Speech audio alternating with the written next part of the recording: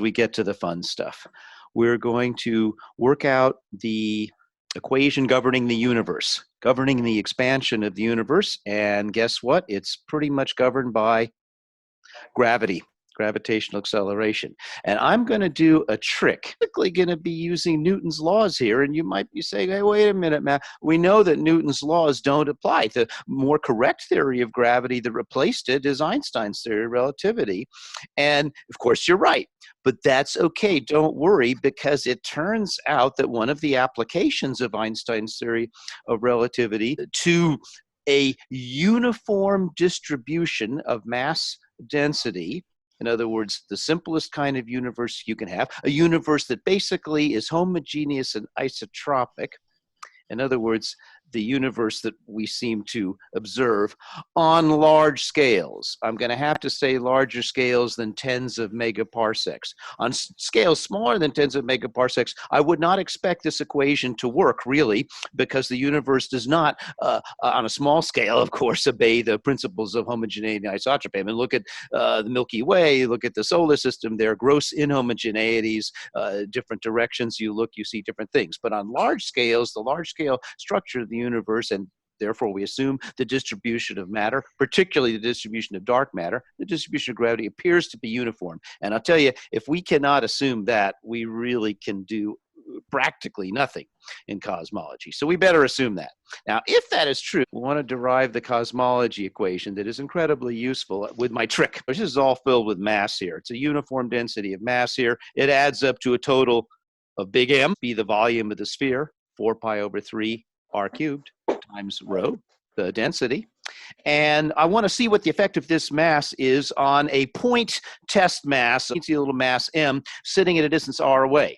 And you're saying, wait a minute, we went through this with Newton too. Don't you have to include the acceleration of the gravitational forces of all the other masses here out to infinity? No, actually you don't, because even in general relativity, it turns out that if that material is isotropic, so it's the same in all different directions, its total gravitational force on what happens inside here cancels out to zero. So I only have to worry about the gravitational attraction on this point caused by the interior mass here. Isn't that a great convenience? You might say, well, I'm kind of surprised that general relativity allows you to do something so simplistic. Don't take my word for it. It's a pretty complicated mathematical theorem that showed this. It wasn't obvious. It's Burkhoffs Theorem. I'm only mentioning it really to justify what I'm doing here, and because Burkhoff's son, Garrett Burkhoff Jr., was also a pretty hotshot mathematician. He taught me calculus. And I'm just going to use Newton's law. If it's a spherically uniformly distributed mass density of density rho, you need to tell us how R changes. How is this object going to be moving in or out? Now, it's not going to move sideways. There can't be by symmetry the problem any sideways forces, but it could be moving radially. In other words, everything in this highly symmetric universe could move radially. It could have a uniform expansion or a contraction in radius. That's the only thing that's allowed. So the only thing I really need to do here is to figure out what R of t is. That's really my whole cosmology equation. Why? Because all of the masses will stay in their same relative locations here as the size scale of the universe. All distances proportional to R of t. All of these distances are going to stay proportional to R of t. So in particular, this object might move out, for example, but all of the mass that's in here, it's conserved there, is going to stay inside the circle. So this mass here is going to be a constant. No new mass is going to come in between us and little m. No mass is going to leak out of this sphere, even though this sphere might expand or contract. If we took out the expansion or the contraction of the universe, we took out this uniform blow-up of the universe, then we could describe the permanent locations of everything in co-moving coordinate scheme where nothing actually changes. Or you could have a physical coordinate scheme where the universe expands and all the distances and all the coordinates increase by the same proportion. I got Newton's laws here for a uniform sphere of mass acts as if all of the gravitational attraction was concentrated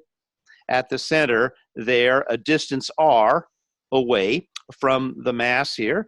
And everybody knows that formula then, Newton's universal gravitation. The force on acting on little m, which of course by definition is ma, that's Newton's second law there, is simply given by universal gravitation minus big G, the Newton constant, which we assume, and I think with good justification, is a unchanging constant that's universal in all times and all places in our universe. This is going to be a constant in our sphere here. The only thing that changes, of course, is the 1 over r squared in the denominator, and that's what I want to solve. And this, of course, is exactly the way it should be. The little mass is proportional to the force on both sides, so I just canceled it out. It goes away. It doesn't matter what the little mass is. It could be a test mass here. What does matter is what the acceleration is that's going to change r. Compact notation, the time derivatives of r, we just put dots on top of it instead of, because writing all of this stuff out, d2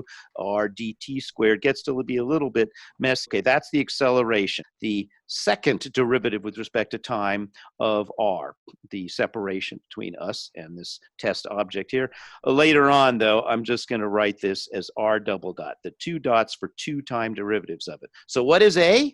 What is d2r dt squared? Of course, it's minus gm over r squared. This is a second order differential equation. See the little red trick on the right? If you had r dot squared, that's only the first derivative of r, dr dt, you square it, and then you take the time derivative of that, you have to use chain rule. Right, so first you take the derivative of r dot squared, which is 2 r dot. Interestingly, because I put it 1/2 here, thinking ahead on this, the 2's are now going to cancel. Chain rule says then I also have to take the time derivative of what's inside the square. Well, the time derivative of r dot is r double dot. So I got my 2 dots there. So this is just a chain rule identity. If I multiply my original acceleration equation by r dot on both sides, it's still a true equation. I just multiplied it by 1 here. Then I notice a wonderful thing.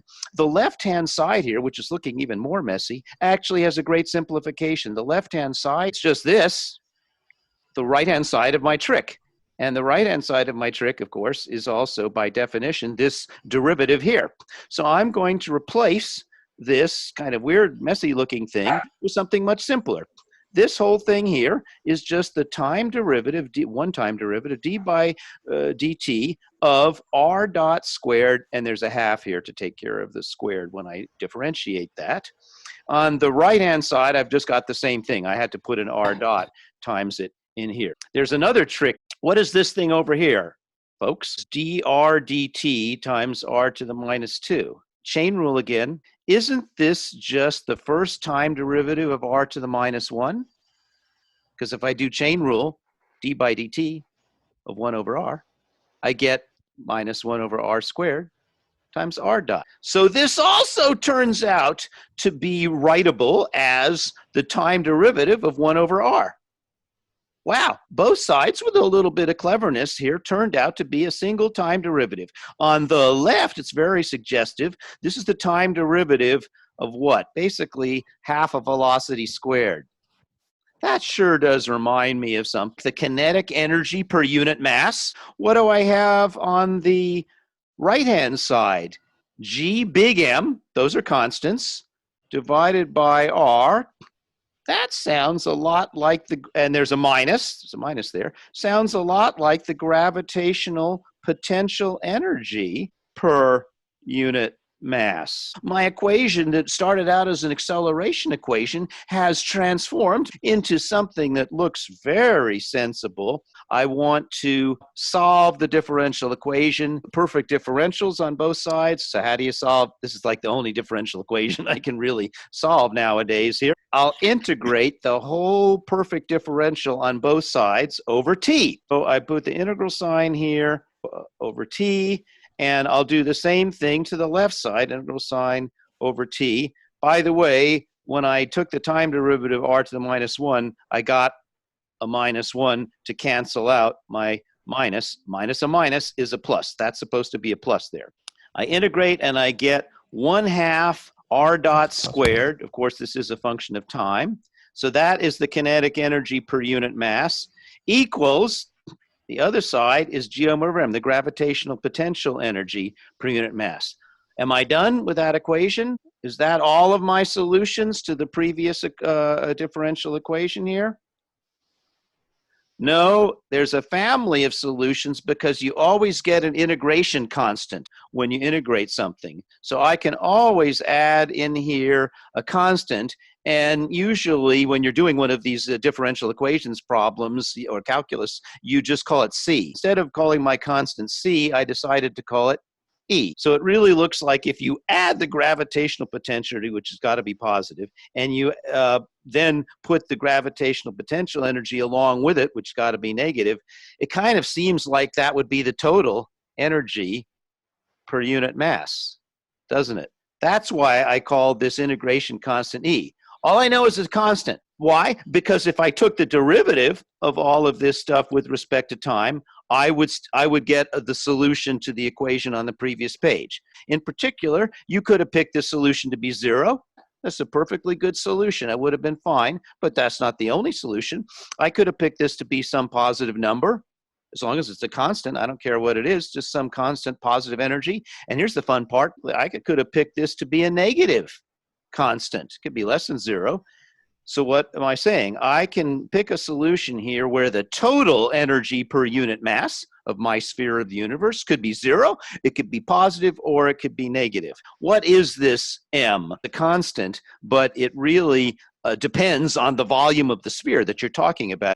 That's the volume of the sphere. If it's a small sphere, I'm going to assume that this is a constant here, but it might vary as a function of time.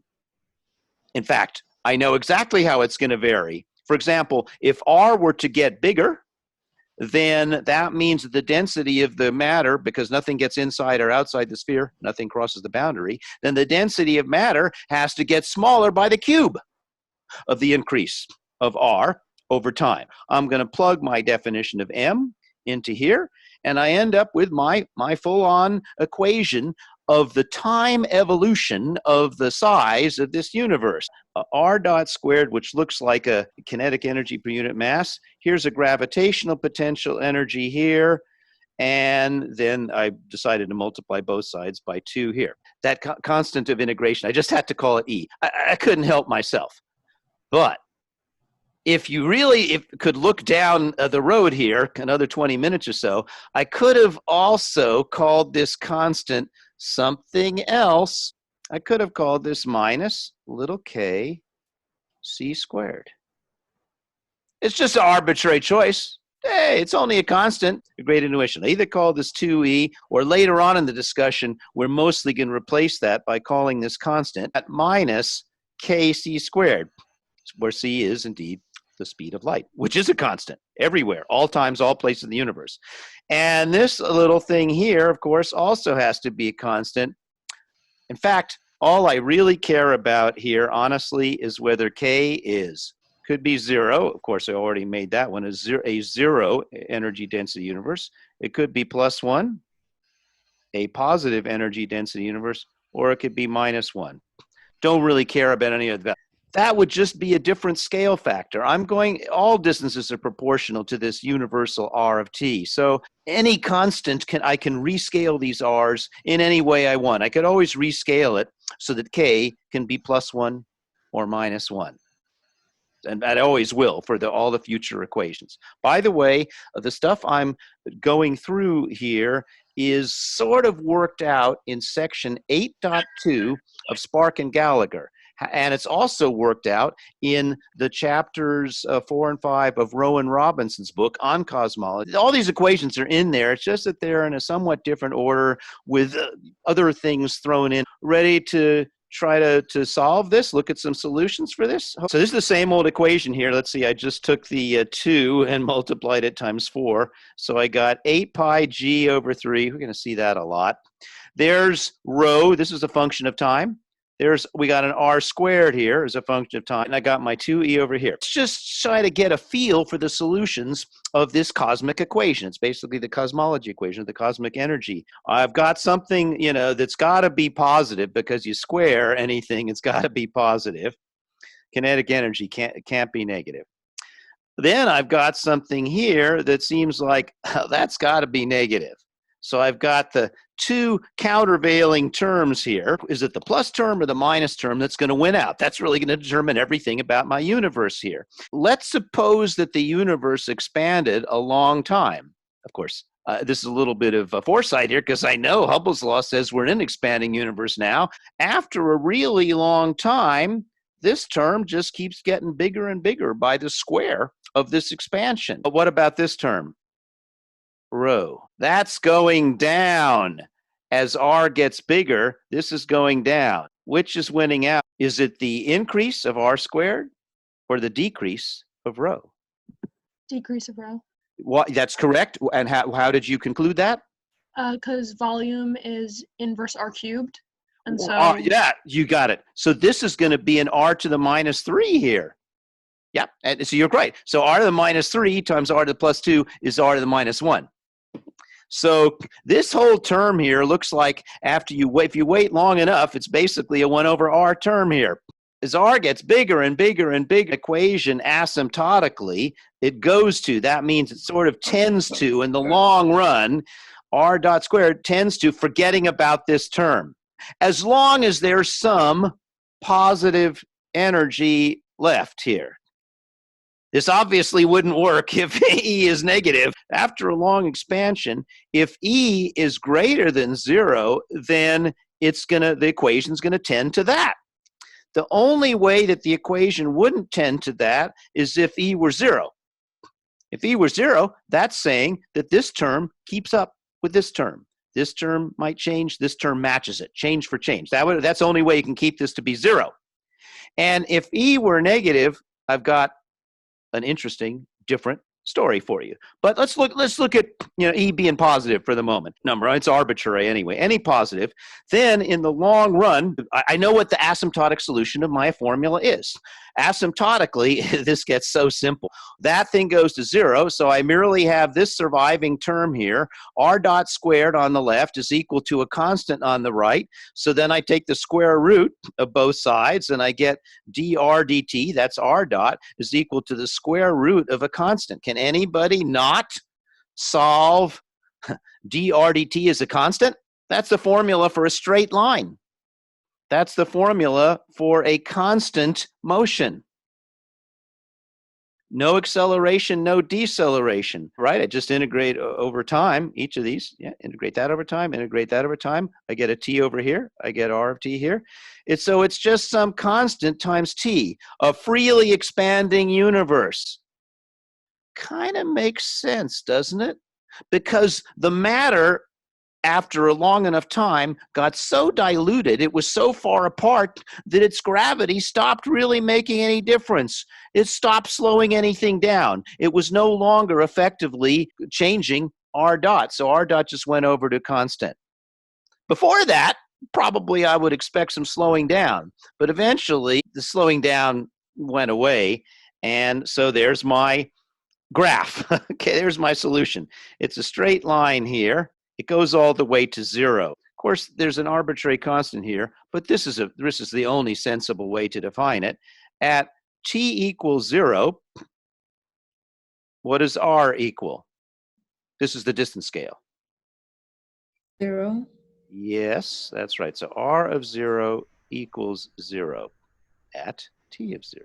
The only sensible way to define it. This is the general formula for an effectively empty universe with no effect, essentially no gravitation, no mass in it at all, an empty universe. So an empty universe that's expanding now, an empty universe would have started at 0. Reality is, of course, we don't live in an empty universe. I'm here. You guys are here virtually. You have some mass. You have some gravity. You count. The Earth counts, the solar system, the Milky Way, all these galaxies. It's a nice, simple solution. But that could not have been the solution to our actual universe early on.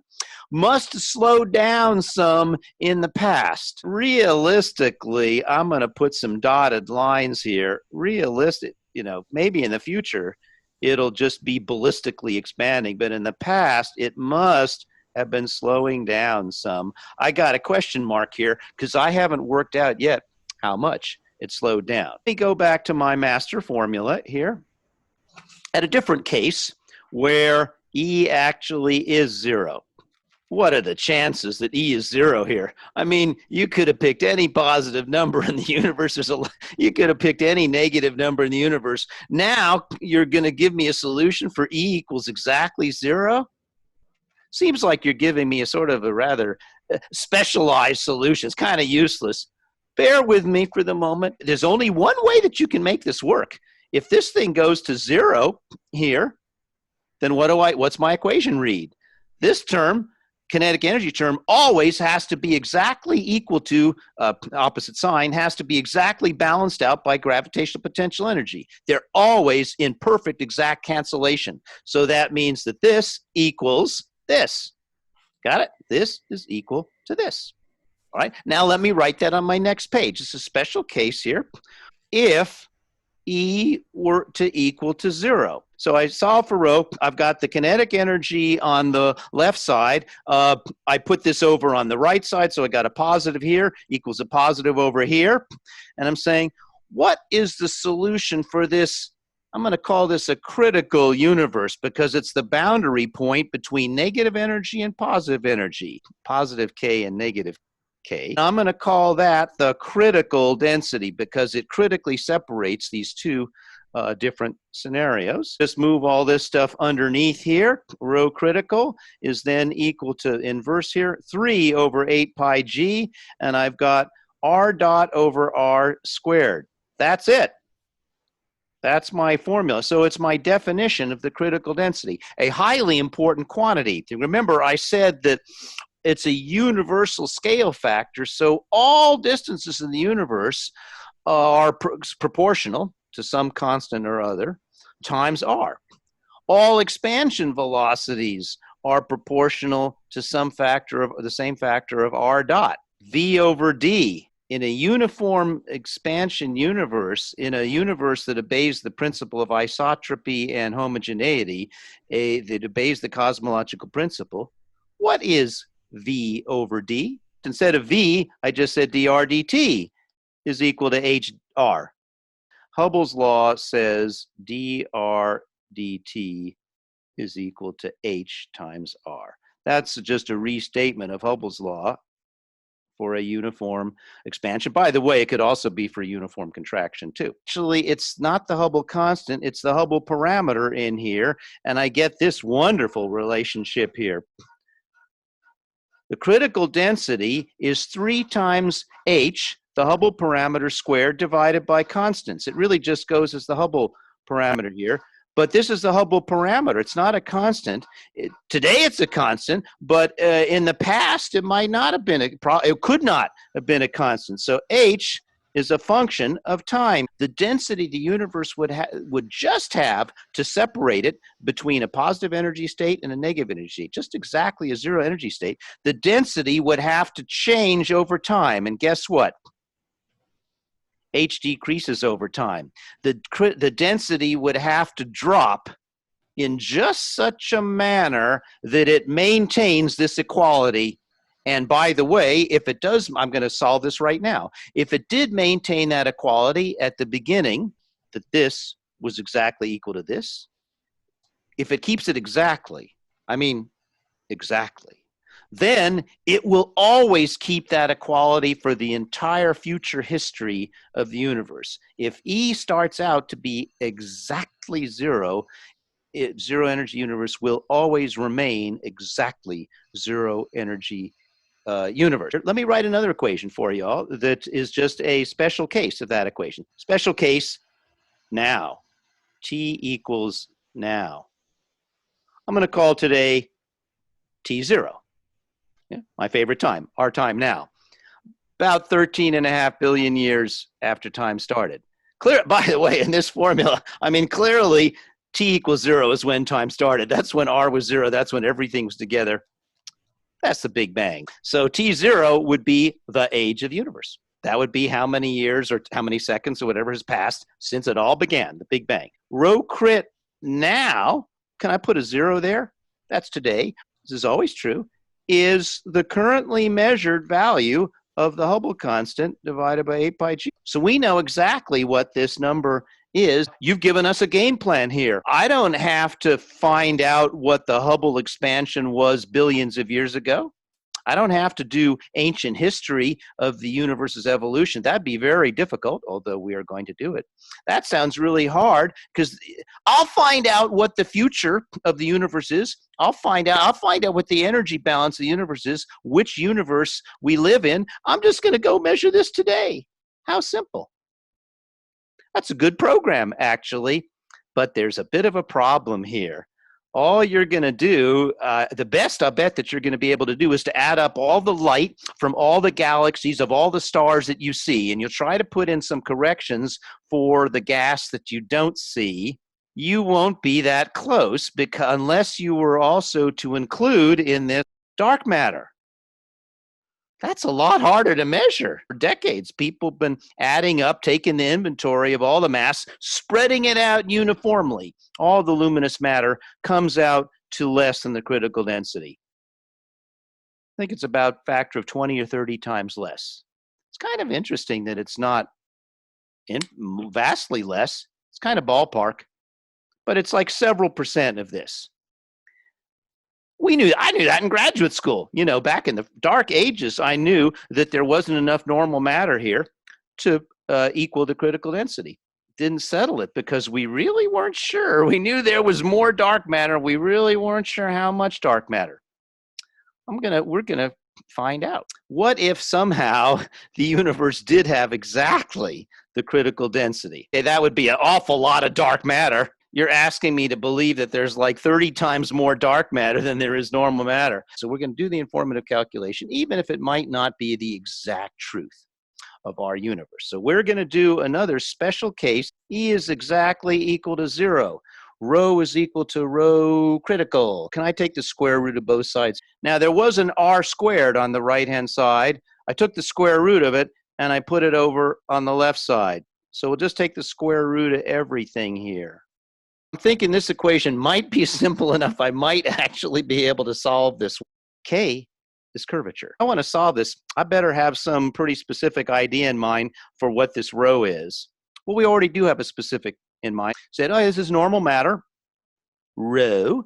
Actually, dark matter would probably, cold dark matter would obey this formula too. So rho as a function of t generally is just going to be some constant. How's that going to depend on r? An inverse r cubed. That's r of t. And the whole thing is to the 3 power. Everybody should be happy with that. Fixed amount of mass expanding into an ever larger sphere. By the way, there might be a few people who are going, how does he know it's a fixed amount of mass? There would be no Big Bang if m, you know, the m in my equation, was not a constant.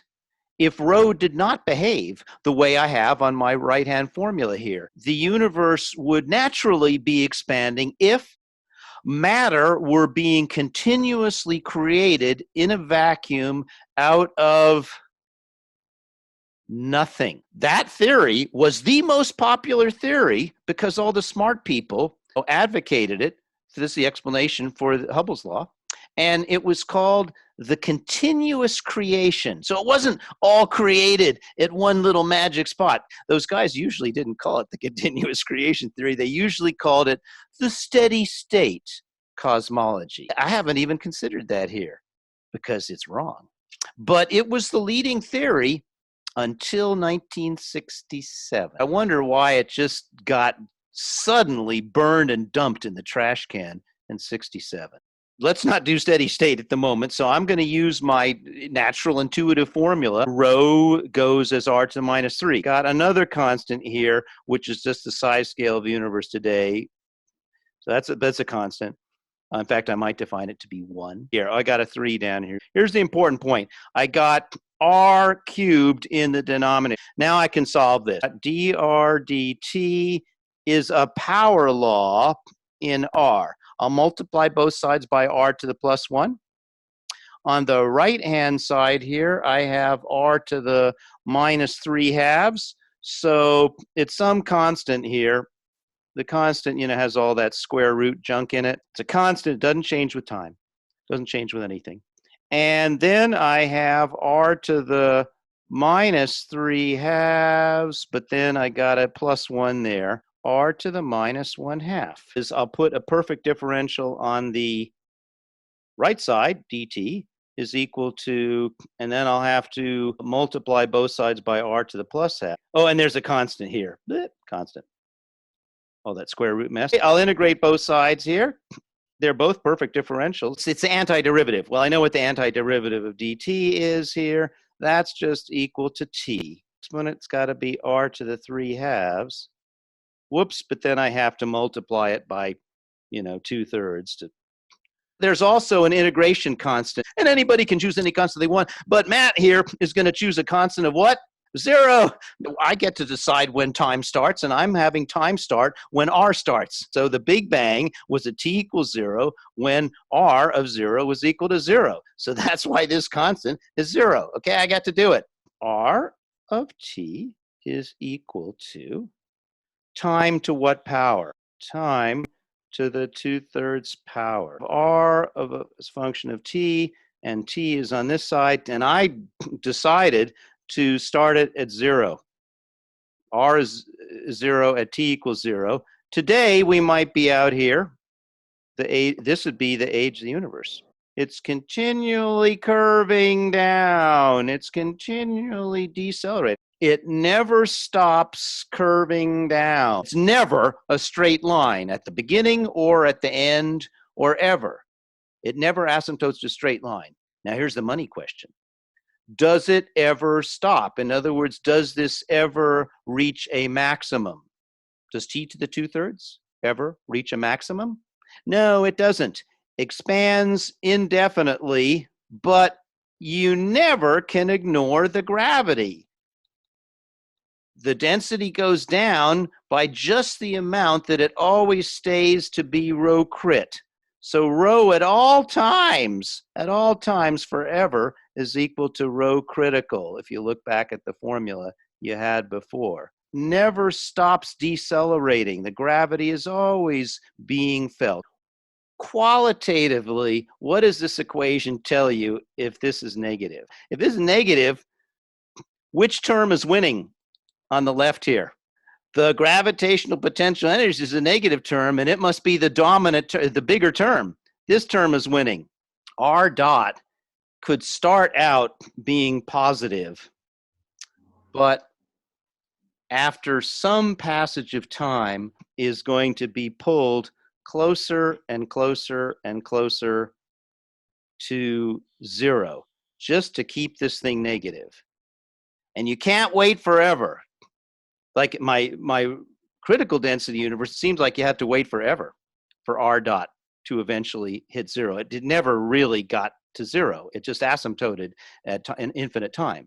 But if this is actually negative, r dot is going to have to go down, and it cannot avoid going to 0. And then what happens? Then it's going to go negative. So in a negative energy universe, the future is very different from the two universes that we just looked at. We looked at a positive energy solution, a 0 energy solution, which went on infinitely far into the future with the expansion never halting, although it slowed down. Now we're looking at a universe which will halt at expansion at a finite value of r in the future, and then what will it do? R dot will be negative, and the universe will execute an exact, perfect mirror image of its R of t history up to that point. Then it'll be reversed, and R of t will get smaller and smaller until at a finite time, just twice the time it took to get there, it's a mirror image, so it takes the same amount of time. R in the far future, will go back to 0. Can't avoid it. So the exact formula by which that works out can be solved. I'll just tell you, it's a cycloid. That R of t is a function of t in a closed density negative energy universe is a cycloid. That is the motion of a point on the perimeter of a bicycle wheel.